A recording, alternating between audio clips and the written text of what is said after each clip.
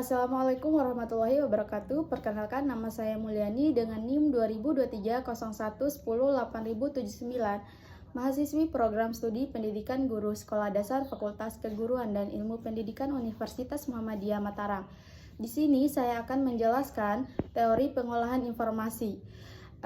Teori pengolahan informasi menjelaskan bagaimana manusia menerima, memproses, menyimpan, dan menggunakan informasi yang diterima dari lingkungan sekitarnya. Teori ini pertama kali dikemukakan oleh Robert Kahneman dan kemudian dikembangkan oleh Atkinson dan Shiffrin 1968 yang menggambarkan bahwa cara kerja otak manusia mirip seperti komputer. Otak menerima masukan, kemudian memproses informasi tersebut dan akhirnya menghasilkan berupa tindakan atau respon tertentu. Dengan teori ini, saya dapat memahami bagaimana proses seseorang belajar mengingat pembelajaran, serta mengapa kadang-kadang kita bisa lupa informasi tertentu. Secara umum, teori ini menjelaskan 3 tahapan penting, yaitu perhatian, persepsi, dan memori jangka panjang dan jangka pendek. Yang pertama, perhatian. Perhatian merupakan tahap pertama dalam proses pengolahan informasi, yaitu ketika seseorang memutuskan pikirannya pada suatu hal dan mengabaikan hal lainnya. Dalam kehidupan sehari-hari, otak kita menerima banyak rangsangan seperti suara, cahaya, maupun gerakan, tetapi tidak semua dapat diproses bersamaan. Oleh karena itu, perhatian berperan penting dalam membantu kita memilih informasi yang paling relevan. Sebagai contoh, ketika saya sedang mengikuti perkuliahan, terkadang ada gangguan seperti suara kendaraan di luar atau teman yang berbicara.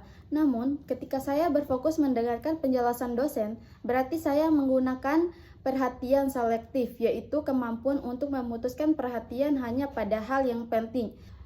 Adapun beberapa hal yang mengaruhi perhatian antara lain, yang pertama, kebutuhan dan minat, karena kita lebih mudah memperhatikan sesuatu yang menarik bagi kita. Terus, yang kedua, intensitas rangsangan, misalnya suara keras atau warna mencolok lebih cepat menarik perhatian. Terus, yang ketiga, kebaruan. Hal baru biasanya lebih menarik perhatian daripada hal yang sudah biasa. Terus yang keempat, kesiapan mental. Seseorang yang siap belajar akan lebih mudah berfokus. Terus ada persepsi. Setelah memperhatikan suatu hal, tahap selanjutnya adalah persepsi, yaitu proses memberikan makna terhadap informasi yang diterima melalui panca indera. Persepsi tidak hanya dipengaruhi oleh apa yang kita lihat atau dengar, tetapi juga oleh pengalaman, pengetahuan, dan harapan. Sebagai contoh, 2 orang yang melihat gambar anatomi tubuh bisa memiliki persepsi berbeda. Misalnya, mahasiswa kedokteran akan langsung mengenali organ-organ tubuh tersebut, sementara orang lain mungkin hanya melihat gambar tanpa makna. Dari contoh ini terlihat bahwa persepsi dipengaruhi oleh pengalaman dan pengetahuan sebelumnya. Adapun beberapa faktor yang memengaruhi persepsi, diantaranya yang pertama, pengalaman dan pengetahuan yang dimiliki. Yang kedua, harapan atau ekspektasi terhadap suatu hal. Terus yang ketiga, kondisi emosional seseorang saat menerima informasi. Terus yang keempat, lingkungan sekitar yang mendukung proses persepsi. Terus adapun C, ada memori jangka pendek dan jangka panjang. Memori adalah kemampuan otak dalam menyimpan serta mengingat informasi. Berdasarkan teori dari Atkinson dan Shiffrin 1968, memori terbagi menjadi 2 jenis utama, yaitu memori jangka pendek dan memori jangka panjang. Yang pertama, memori jangka pendek. Memori ini berfokus menyimpan informasi sementara dalam waktu singkat, seketika beberapa detik hingga menit. Kepastiannya terbatas, hanya mampu menampung sekitar sampai 5 atau 9 informasi sekaligus.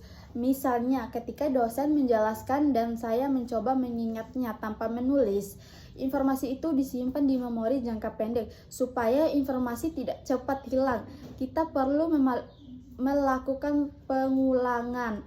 Yang kedua ada memori jangka panjang.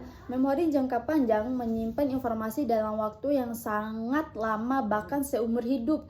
Informasi dari memori jangka pendek bisa berpindah ke jangka panjang jika diperhatikan, dipahami, dan diulang secara bermakna. Sekian penjelasan dari saya, lebih dan kurangnya saya mohon maaf. Wabillahi taufiq wal hidayah. Wassalamualaikum warahmatullahi wabarakatuh.